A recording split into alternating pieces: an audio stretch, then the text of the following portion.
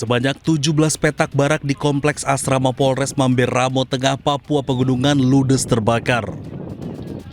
Angin kencang, panas terik, dan material bangunan mudah terbakar memicu api cepat membesar.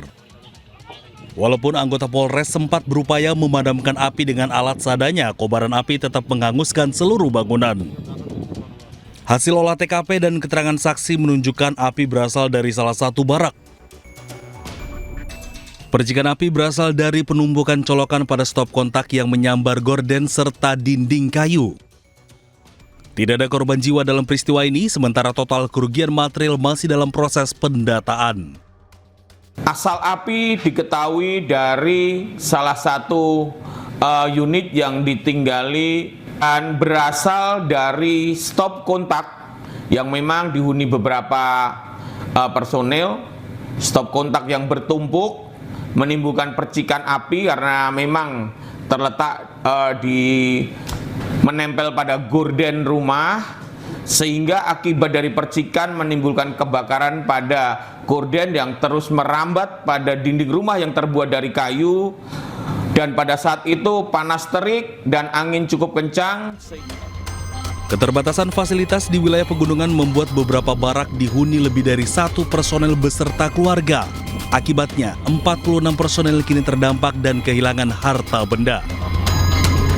Dari Mamberamo Tengah, Papua Pegunungan, Cornelia Mudumi, iNews melaporkan. Pemirsa, sidang banding mantan Mendikbudristek Nadiem Makarim terkait kasus korupsi pengadaan Chromebook kembali digelar di Pengadilan Tinggi Jakarta ini pada Selasa siang.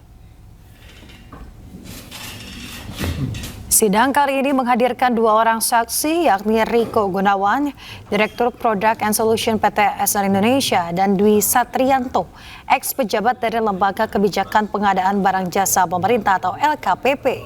Di hadapan Majelis Hakim, kedua saksi dimintai keterangan oleh tim penasehat hukum untuk menguji kembali fakta-fakta terkait dugaan kerugian negara. Saksi memastikan dalam menyusun katalog pengadaan barang elektronik perkantoran untuk pemerintah telah melalui prosedur sebelum ditayangkan di e-katalog. Berdasarkan keterangan kedua saksi, Nadiem semakin yakin tidak ada kerugian negara yang terjadi dalam proyek pengadaan Chromebook di Kemendikbudristek. Data spesifikasi tadi kan mereka input. Jadi ada proses evaluasi ya. Kita ke informasi lain, pemirsa, sidang pra-peradilan jilid 4 Roy Suryo digelar di Pengadilan Negeri Jakarta Selatan. Ya, Roy Suryo mempermasalahkan surat pemberitahuan dimulainya penyidikan atau SPDP dan pencekalan dirinya ke luar negeri.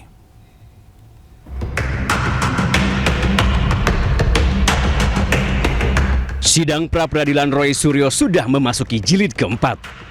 Dalam sidang kali ini, kuasa hukum Roy Suryo, Refli Harun, mengungkit surat pemberitahuan dimulainya penyidikan atau SPDP pada tanggal 15 Januari dan 30 Maret 2026. Refli menyebut SPDP tersebut tidak pernah diterima Roy Suryo. Menurut Refli, pihak termohon yakni Polda Metro Jaya hanya mendasarkan proses penyidikan pada SPDP 14 Juli 2025. SPDP itu tidak disampaikan kepada kita, yaitu SPDP tanggal 15 Januari dan 30 Maret 2026. Ya, mereka hanya mendasarkan diri pada SPDP pada tanggal 14 Juli 2025. Mereka mengatakan bahwa SPDP 15 Januari dan SPDP 30 Maret itu hanya soal perubahan administratif, bukan yang sifatnya substantif. Padahal kita melihat perubahan yang substantif. Kenapa perubahan substantif? Karena dalam SPDP tersebut, terutama SPDP terakhir tanggal 30 Maret, itu mengandung perubahan-perubahan pasal yang disangkakan. Karena berlakunya KUHP yang baru. Bahkan ada beberapa pasal di dalam Undang-Undang ITE yang sebelumnya ada menjadi tidak ada. Siapa bilang ini hanya administratif? Ini substantif. Selain mempermasalahkan SPDP, Refli juga mempermasalahkan kerapian administrasi Polda Metro Jaya. Menurut Refli, alih-alih mendapatkan SPDP dari Polda Metro Jaya, pihaknya justru mengetahui SPDP tersebut dari Komnas HAM.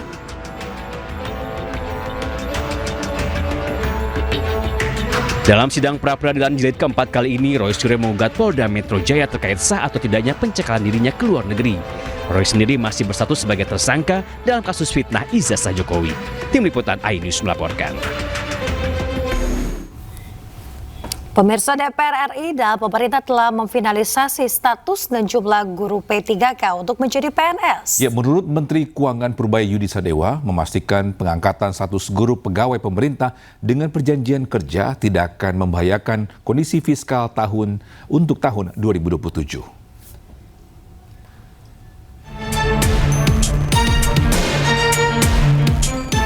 Usai rapat, Wakil Ketua DPR RI Sufmi Dasko Ahmad menyampaikan bahwa DPR RI dan pemerintah telah memfinalisasi status dan jumlah guru P3K untuk menjadi PNS seleksi pada 2027. Kesempatan untuk seleksi PNS bukan hanya guru sekolah biasa, tetapi juga meliputi guru madrasah hingga guru taman kanak-kanak. Selain itu, Bima Arya, Wakil Menteri Dalam Negeri, mengatakan pemerintah daerah diminta menyisir dan memastikan kapasitas fiskal daerah secara teliti terlebih dahulu sebelum menyatakan kondisi darurat anggaran. Pemerintah pusat juga menyiapkan opsi dukungan fiskal tambahan serta pengalihan status bagi tenaga tertentu seperti guru P3K paruh waktu menjadi penuh waktu.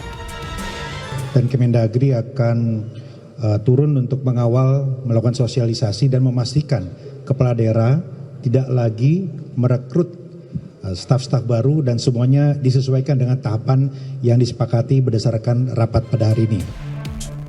Sementara itu, Menteri Keuangan Purbaya Yudi Sadewa memastikan pengangkatan status guru pegawai pemerintah dengan perjanjian kerja tidak akan membahayakan kondisi fiskal untuk tahun 2027.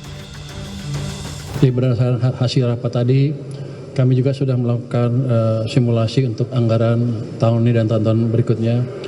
Jadi langkah-langkah ini diambil tanpa membahayakan kondisi fiskal kita tahun 2027 yang tetap dijaga di 2,4% defisitnya. Seluruh proses penataan pegawai di daerah diwajibkan mengikuti skema serta tahapan yang telah disepakati bersama antara pemerintah, pusat, dan DPR RI. Tim Liputan iNews melaporkan.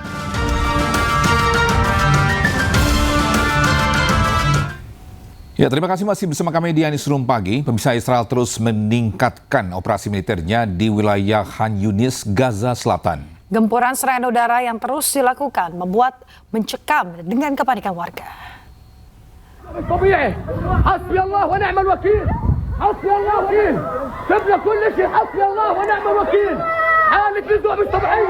Ratusan warga Palestina terpaksa berlari untuk menyelamatkan diri dalam situasi yang kian mencekam. Warga yang putus asa merasa terjebak dan menjadi sasaran serangan Israel. Pihak militer Israel lagi-lagi berdalih bahwa operasi militer tersebut merupakan upaya untuk melumpuhkan infrastruktur kelompok bersenjata. Gempuran artileri dan juga serangan udara yang begitu masif menyebabkan kerusakan parah pada area pemukiman warga di sektor timur dan juga selatan Khan Yunis.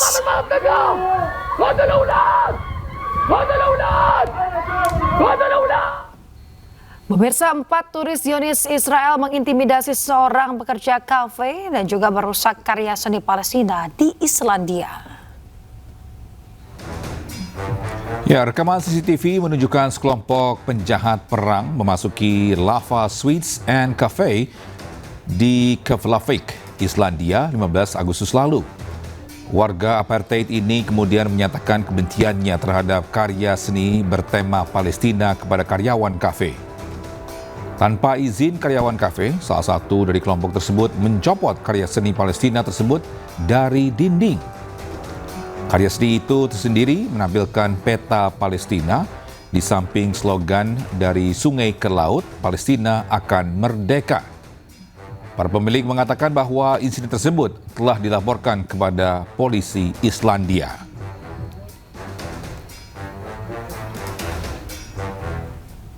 Ya, Luai Abu Raida, ini seorang warga Palestina Amerika Serikat, kembali ke rumahnya di Kusra, selatan Nablus di tepi barat. Ia kembali setelah para pemukim Israel mengepung rumah warga di kota itu selama lebih dari seminggu. Luai Abu Raida, seorang warga Palestina Amerika, dengan berat hati mengucapkan selamat tinggal kepada orang tuanya di Nablus tepi barat.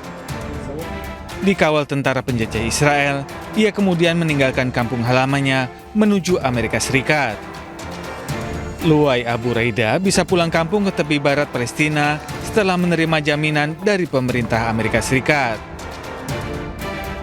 Namun ironisnya saat tiba di rumahnya, ia justru melihat para pemukim Yahudi yang dikawal tentara Zionis justru tengah mengepung rumahnya. أنا على اتصال مباشر مع السفارة الأمريكية ومع أحد أعضاء الكونغرس اللي مسؤول عنا بأوهايو، وهم بيعطوني وعودات إنهم بيشتغلوا بيعملوا ضغوطات على الحكومة الإسرائيلية إنه يشيلوا المستوطنين من عند بيتي بما إنه مالك البيت أمريكي. بس للأسف لحد الآن ما في إشي فعل على أرض الواقع. Gelombang kekerasan pemukim Yahudi terhadap warga Palestina telah berkobar di seluruh tepi barat dalam beberapa bulan terakhir. Pemirsa, sebuah depot penyimpanan bahan bakar di Kurdistan, Irak mengalami ledakan hebat. Akibatnya 38 truk tangki dilaporkan terbakar hangus dan sedikitnya 20 orang luka-luka.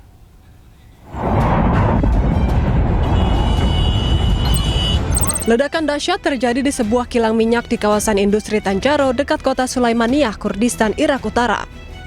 Api dengan cepat membesar dan melukai setidaknya 20 orang yang sebagian besar merupakan pekerja di depot penyimpanan bahan bakar tersebut. Ledakan menghanguskan sedikitnya 38 truk tangki bahan bakar dan lebih dari 3 juta liter bahan bakar dilaporkan terbakar. Pasukan keamanan pun langsung dikerahkan ke lokasi. Api berhasil dipadamkan setelah petugas berjibaku lebih dari 4 jam. Sementara itu, penyebab pasti kebakaran belum diketahui dan masih dalam penyelidikan. Namun, menurut media lokal setempat, dugaan sementara yakni akibat tumpahan bahan bakar yang tersulut dan dengan cepat menyebar.